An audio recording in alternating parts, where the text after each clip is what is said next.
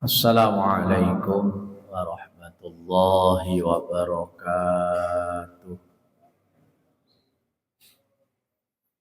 Alhamdulillahi rabbil alamin wal aqibatu lil muttaqin wala udwana illa 'alal zalimin. Wassalatu wassalamu ala sayyidil mursalin Sayyidina wa maulana Muhammadin wa ala alihi wa ashabihi wa man tabi'ahum bi ihsanin ila yaumiddin. Qala Allah Ta'ala fi kitabihil karim wa huwa asdaqul qailin. A'udzu billahi minasy syaithanir rajim. Bismillahirrahmanirrahim. Ya ayyuhalladzina amanu la tulhikum amwalukum wala auladukum an dzikrillah wa may yaf'al dzalika fa ulaika humul khasirun. Wa anfiqu mimma razaqnakum min qabli an ya'tiya ahadakumul maut fayaqula rabbi laula akhartani ila ajalin qarib fa asaddaqa wa akum minas solihin. Al-ayat. Qala an-nabiy sallallahu alaihi wasallam as-salatu imadul Islam wal jihadu sanamul amali was sadaqatu syai'un ajibun was sadaqatu syai'un ajibun was-sadaqatu syai'un ajibun. Wa su'ila 'anis shaumi faqala qurbatun wa laisa hunaka fadlun. Qila fa ayyus sadaqati afdalu? Qala aksaruha. Shadaqallahul 'adzim. Wa sadaqa rasuluhun nabiyul habibul karim wa nahnu ala dhalika minasyahidina wasyakirin walhamdulillahi rabbil alamin. Jamaah salat maghrib Masjid Jami At-Taqwa yang sama-sama dirahmati dan diberkahi oleh Allah Subhanahu wa taala. Sebelum kita melanjutkan kajian kitab Tanbihul Ghafilin karangan Imam Abu Lais As-Samarqindi, pada kesempatan malam hari ini tanggal 23 Rabiul Tsani 1447 Hijriah bertepatan dengan tanggal 14 Oktober 2025 Masehi. Marilah terlebih dahulu kita bersama-sama tidak lupa dan tidak bosan-bosannya untuk terus dan selalu bersyukur kehadirat Allah Subhanahu wa taala yang Maha Ghafur, yang mana sampai dengan malam hari ini kita masih diberikan limpahan karunia, nikmat, taufik, hidayah, serta ridhonya, sehingga kita masih bisa melangkahkan kedua kaki kita dari rumah masing-masing menuju majelis yang mulia ini untuk sama-sama mencari keberkahan dan keridhaan Allah Subhanahu wa taala. Melalui taklim pada malam hari ini mudah-mudahan semua dosa-dosa dan kesalahan kita diampuni oleh Allah Subhanahu wa taala Dan mudah-mudahan langkah kaki dan niat kita dari rumah menuju majelis ini kelak akan menjadi wasilah dan sebab dimudahkannya langkah kita semua masuk ke dalam surga. Amin ya rabbal alamin. Salawat teriring salam, marilah sama-sama kita sampaikan kepada uswah kita, junjungan kita, yaitu baginda Nabi besar Muhammad sallallahu alaihi wasallam. Berikut para keluarga, para sahabat, para pengikut dan juga umatnya ila yaumil qiyamah. Jamaah Masjid Jami At-Taqwa yang dirahmati oleh Allah Subhanahu wa taala. Kita lanjutkan kajian kitab Tanbihul Ghafilin. Pada malam hari ini telah sampai kepada Babu Fadlis Shadaqah. Bab tentang keutamaan sedekah. Dalam syariat kita kenal dengan istilah yang sering kita kenal dengan zakat, infak, sedekah, yang disingkat dengan ZIS. Ketiganya punya persamaan pun juga punya perbedaan. Persamaan zakat, infak, dan sedekah, ketiga-tiganya mengeluarkan harta benda yang kita punya, yang merupakan rizki dari Allah Subhanahu wa ta'ala kepada mereka orang-orang yang membutuhkan atau yang berhak. Sedangkan perbedaannya, kalau zakat itu adalah harta yang kita keluarkan dengan ketentuan dan syarat, ada nisab dan haulnya. Nisab artinya batas minimal, haul itu adalah ketentuan waktunya, jangka waktu pemilikan harta, yaitu 1 tahun. Sedangkan infak itu tidak. Infak itu adalah kita mengeluarkan harta di jalan Allah. Infak itu bisa ke masjid, ke pembangunan pesantren dan sebagainya.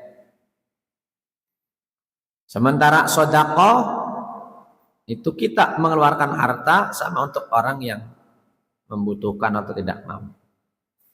Cuman sedekah ini tidak mesti berupa benda atau uang. Sedekah itu bisa berbentuk tenaga, pemikiran. Bahkan Nabi bersabda, tabassumu kali wajhi akhika shadaqatun. Senyummu terhadap saudaramu juga merupakan sedekah. Kita membantu tetangga kita yang sedang membangun rumah atau bikin pondasi rumah. Kita tidak punya harta, kita bantu dengan tenaga, itu sedekah tenaga. Dalam Islam tentunya sedekah itu mempunyai keutamaan yang luar biasa. Di antaranya sebagaimana yang diceritakan oleh Imam Abu Lais As-Samarqindi rahimahullahu ta'ala, telah menceritakan kepada kami Muhammad bin Fadl, telah menceritakan kepada kami Muhammad bin Ja'far, telah menceritakan kepada Ibrahim bin Yusuf, dari Maimun, dari Abi Dzar Al-Ghifari. Ya. Ujung sanadnya kepada Abi Dzar Al-Ghifari radhiyallahu taala anhu. Qala, bahwasanya Rasulullah sallallahu alaihi wasallam telah bersabda, as-salatu imadul Islam. Salat itu adalah tiangnya Islam. Wal jihadu sanamul amal, sedangkan jihad itu tulang punggungnya amal. Was shadaqatu syai'un ajibun, kata Rasul, sedekah itu sesuatu yang menakjubkan, mengagumkan atau mengherankan. Rasul mengulangi 3 kali. Was shadaqatu syai'un ajibun. Was-shadaqatu syai'un ajibun. 3 kali diulang oleh Rasulullah sallallahu alaihi wasallam. Sedekah itu merupakan sesuatu yang menakjubkan, mengagumkan dan mengherankan. Wa su'ila 'anis shaum, ketika ditanya tentang puasa, faqala, Rasul bersabda, qurbatun, puasa itu adalah mendekatkan diri kepada Allah. Walaysa hunaka fadlun, tidak ada keutamaan khusus dengan puasa. Qila fa ayyus shadaqati afdal, kemudian ditanyakan kepada Rasul, sedekah apa yang paling utama? Qala aksaruha, sedekah yang paling utama, yang paling baik itu adalah yang paling banyak. Summa qara'a, kemudian Rasulullah SAW membaca ayat lan tanalul birra hatta tunfiqu mimma tuhibbun. Selamanya kamu tidak akan pernah mencapai kebajikan yang sesungguhnya, kebaikan. Hatta tunfiqu mimma tuhibbun, sehingga kamu menginfakkan mimma tuhibbun, dari harta yang kamu sukai. Jadi infak sedekah itu harus harta yang kita cintai, baru kita mendapatkan kebaikan yang sempurna. Jangan baju sudah bolong kasihkan orang.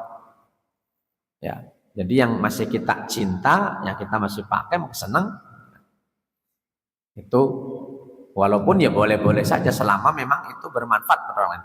Tetapi kebaikan yang sungguhnya itu ketika kita memberikan sesuatu yang kita cinta. Qila, kemudian ditanya lagi Rasulullah, faman lam yakun indahu, bagaimana kalau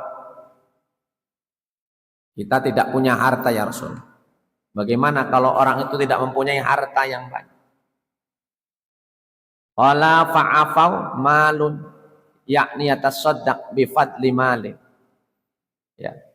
Kalau tidak punya harta yang banyak, maka cukup dengan kelebihan hartanya. Ya, artinya semampu kita sedekah, kita infak. Faman lam yakun indahu malun, bagaimana kalau dia tidak punya harta? Hartanya nggak punya. Rasul ditanya lagi, sama dengan pertanyaan. Qala fa'afa ta'amun qibalu faman lam yakun indah. Qala fa'afa ta'amun, maka kalau tidak punya, berikan makanan yang kamu punya. Uang tidak punya, berikan makanan kepada orang fakir miskin. Faman lam yakun indahu, qila faman lam yakun indahu. Ditanya lagi, bagaimana kalau nggak punya makanan? Uang nggak punya, uang banyak nggak punya, sedikit nggak punya, makanan nggak punya. Qala ya'inu biquwatihi, sedekahlah dengan kekuatannya, dengan bantuan tenaganya. Qila faman lam yaf'al, ya Rasul, bagaimana jika tidak mampu, tidak punya kekuatan, tidak bisa membantu dengan kekuatan? Qala, Rasul bersabda, yattaqin nar, setidak-tidaknya takutlah terhadap api neraka, walau bisyiqqi tamratin, sekalipun dengan separuh kurma. Kata orang Cilegonnya, setugel korma. Berarti sepotong atau setengah kurma itu membebaskan kita dari api neraka. Kata Rasulullah SAW. Faman lam yaf'al, bagaimana Rasul? Setengah kurmanya pun juga nggak punya. Ya, setugel kormanya nggak punya. Qala yakfi nafsahu, Rasul bersabda, maka tahanlah nafsumu, yakni la yutlimun nas, artinya jangan mendolimi atau menyakiti orang lain. Ya, itu sedekah yang paling terakhir itu jangan menyakiti orang lain, jangan mendolimi orang lain. Wa dzukira fi riwayatin ukhra, kemudian diceritakan dalam riwayat yang lain ya dari Abi Qatadah, Nabi Darda radhiyallahu an, annan Nabiyya sallallahu alaihi wasallam, bahwa Rasulullah sallallahu alaihi wasallam bersabda, ma tala'at syamsun, tidaklah matahari terbit, illa ba'asa bi jambataiha malakani, kecuali Allah mengutus di sampingnya dua malaikat. Yunadiyani, yang setiap pagi menyeru. Innahuma yusmi'ani ahlul ard, dan dengan seruan itu, dengan dua seruan itu penduduk bumi semuanya mendengar. Illas saqalain, kecuali jin dan manusia. Ayuhan nas, wahai sekalian manusia, halummu ila rabbikum, segera menuju kepada Tuhan. Fa inna ma qalla wa kafa, sesungguhnya sedikit merasa cukup, khairun mimma kasura wa alha, itu lebih baik daripada banyak tapi melalaikan. Ini sabda Nabi. Sedikit merasa cukup itu lebih baik daripada banyak yang melalaikan. Tapi jarang orangnya yang sedikit merasa cukup itu. Kebanyakan sedikit itu banyak aja kurang, apalagi sedikit. Tapi ketika orang itu mampu punya sifat, punya sikap dalam hidupnya, prinsip, walaupun sedikit selalu merasa cukup. Karena hidup itu yang tenang, itu yang merasa cukup. Banyak orang gelimang harta, banyak hartanya, rumah mewah, tapi enggak merasa cukup. Sehingga terus berambisi, kurang terus. Sehingga kata Nabi, lau annan, seandainya manusia itu punya sawah emas semuanya 3 kotak, pasti pengen 4 kotak. Punya kontrakan 3 laku semua, pasti bikin lagi. Rumah depannya pun pasti bikin kontrakan lagi. Ya, sampai akhirnya dianya sempit-sempitan, yang penting kontrakan rame penuh. Seperti itu. Ya, itu sifat manusia. Maka kata Nabi, innama qalla wa kafa khairun mimma kasra wa alha. Sesungguhnya sedikit merasa cukup itu lebih baik daripada banyak tapi cenderung melalaikan. Karena memang fakta sejarah membuktikan Qarun zaman Nabi Musa, Sa'labah zaman Nabi Muhammad SAW, dulunya waktu sedikit itu rajin ibadahnya, sholat pun awal waktu. Sa'labah itu di zaman Nabi. Sampai pada ketika sudah kaya, dia lalai. Yang waktu enggak punya mah sebelum adzan sudah di masjid. Ini begitu sudah kaya, orang selesai sholat, dia baru nongol, baru datang ke masjid. Tambah kaya, enggak sholat lagi ke masjid. Sholatnya tengah-tengah kambingnya. Tambah kaya lagi, Jumatan enggak Jumatan lagi. Ya. Begitu ditagih zakat kambingnya, karena zakat kambing itu kalau sudah punya 40 ekor nah harus zakat. Ya, kalau punya 40 ekor. Kalau sapi 30 ekor. Tuh. Unta 20 ekor. Nah, itu wajib zakatnya. Wa malakani yunadiyani, dan kedua malaikat itu menyeru seraya berdoa, Allahumma ajil limunfiqi malahu khalafan. Ya Allah, ya Tuhan kami, ganti dengan segera bagi orang yang menginfakkan hartanya. Setiap pagi itu dua malaikat mendoakan, ya Allah, gantilah dengan segera bagi orang yang pagi-pagi menginfakkan hartanya di jalan Allah. Wa ajil limumsika malahu talafan, dan sebaliknya, ya Allah, ya Tuhan kami, doanya malaikat nih, binasakan bagi orang yang pelit, bagi orang yang mengekang hartanya dengan segera, sama segerakan, segera binasakan ya Allah orang-orang yang pagi-pagi. Makanya sedekah pagi itu luar biasa, kan akan disaksikan malaikat, itu kan malaikat. Tuh, sedekah pagi apalagi Jumat, nggak ketahuan orang sedekah pagi karena subuh masih sepi berangkat sholat subuh mah. Kalau pas Jumatan mah banyak orang yang lihat. Tuh, ya, banyak orang yang lihat. Tapi kalau pagi-pagi mah mau masuk masjid sholat subuh mah sedikit orangnya masih. Ya, kalau Jumatan banyak orang lihat. Ya, mending nggak ketuker, jangan ketuker. Ya, udah siap 5.000, 100.000, habis sholat Jumatan mau ke Padang. Gara-gara ngantuk kotak lewat salah ngambil, yang dimasukkan yang 100.000.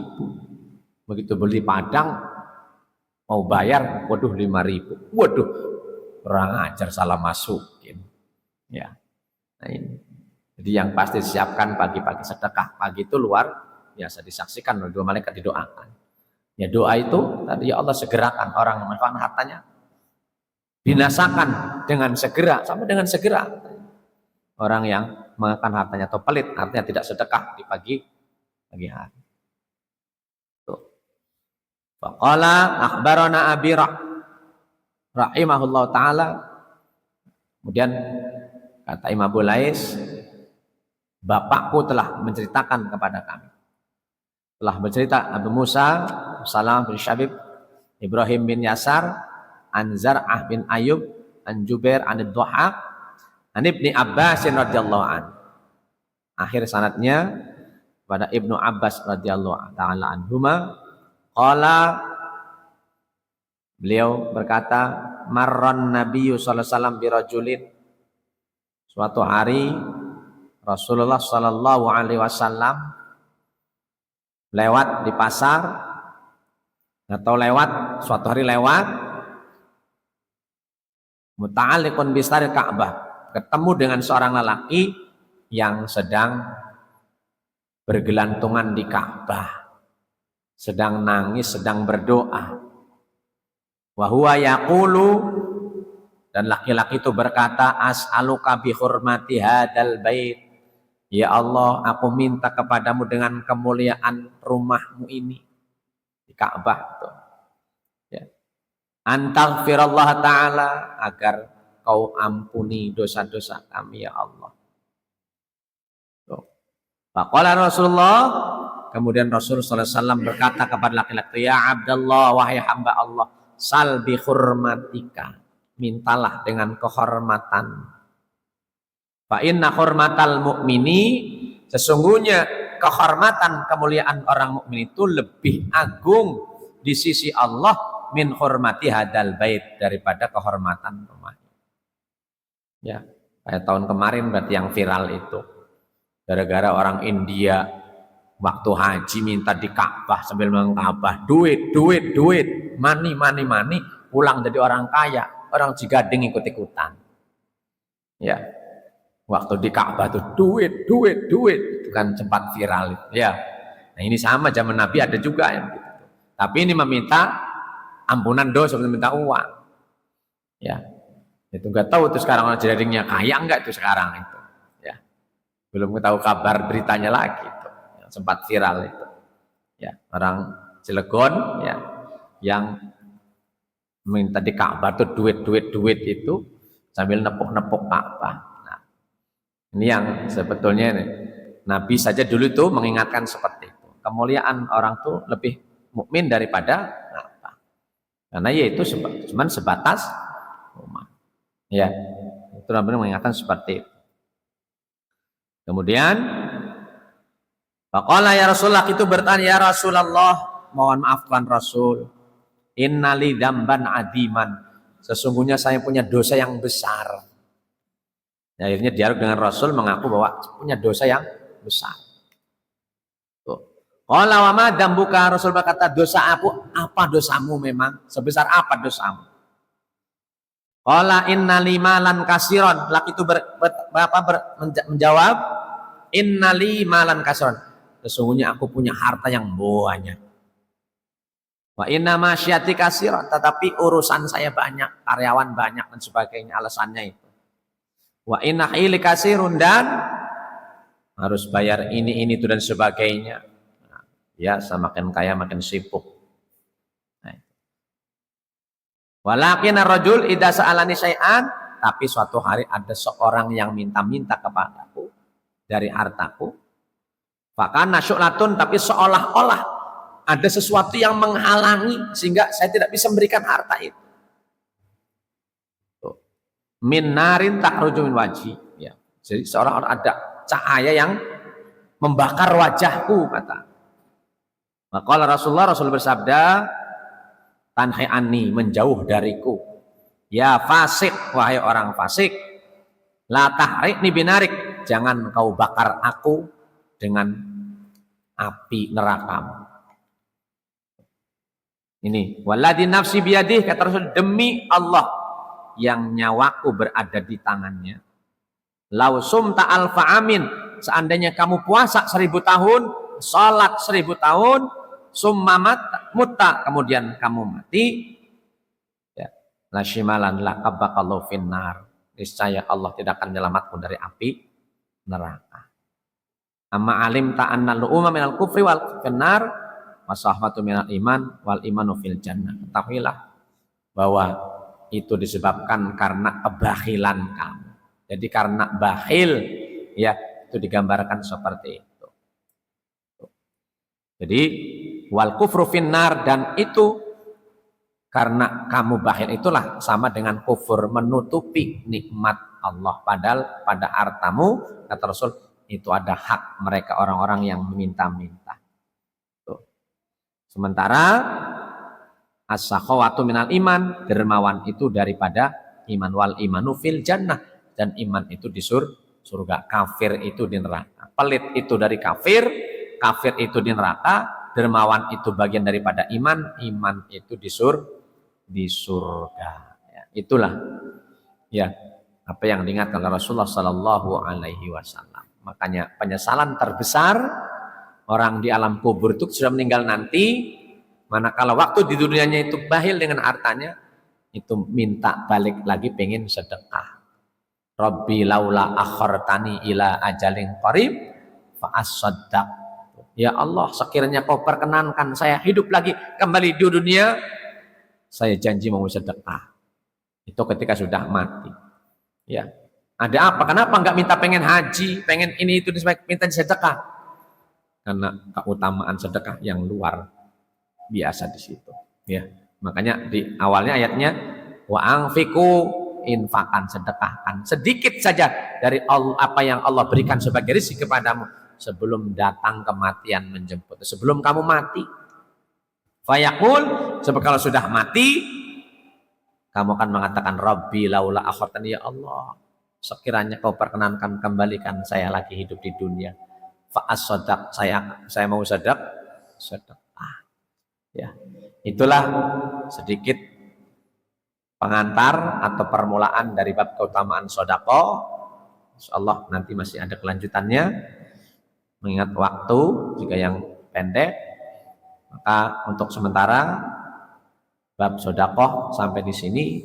Jika ada pertanyaan atau tambahan dari bapak-bapak, dipersilahkan dengan 2 hadis yang tadi kita bahas.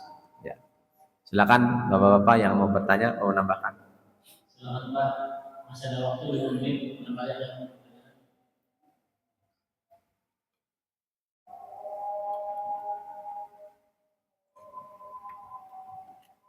Assalamualaikum warahmatullahi wabarakatuh. Waalaikumsalam warahmatullahi wabarakatuh. Terima kasih atas pertanyaannya. Pertanyaan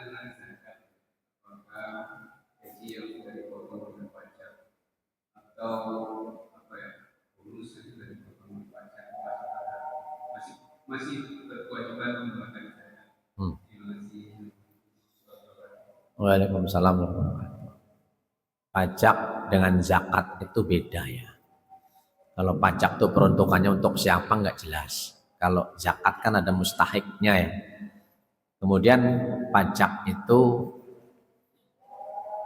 apa namanya, suatu pemotongan itu dari usaha ini, dari ya masih kaitannya dengan saat ini urusannya dengan Allah kalau zakat. Jadi tetap seberapapun pajak dipotong, kita semua belanja kena pajak, ini semua kita kena pajak, apalagi karyawan pamannya seperti itu, ya tetap hitungan zakat kita mah setahun, dan itu ketika ada nisabnya.